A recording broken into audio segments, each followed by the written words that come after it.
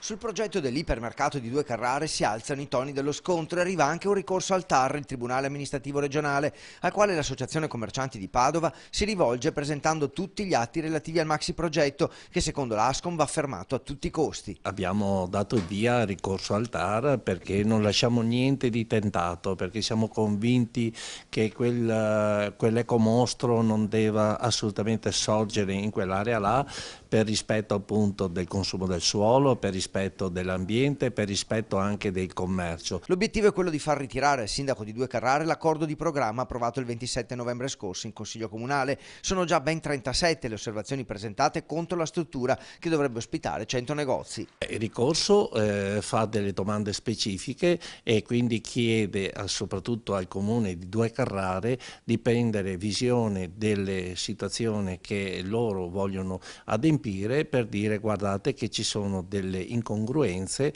su quello che avete presentato e noi facciamo ricorso per questo. Inoltre c'è sempre il parere contrario del Ministero dei Beni Culturali espresso in difesa del Castello del Cataio che sorge a poca distanza. Ora la palla passa di nuovo al sindaco di Due Carrare. Anche il comune sembrava che volesse fare l'accordo di programma in 10 giorni, invece sta aspettando risposte dai suoi legali, però io penso e considero che alla fine prevalga il buon senso.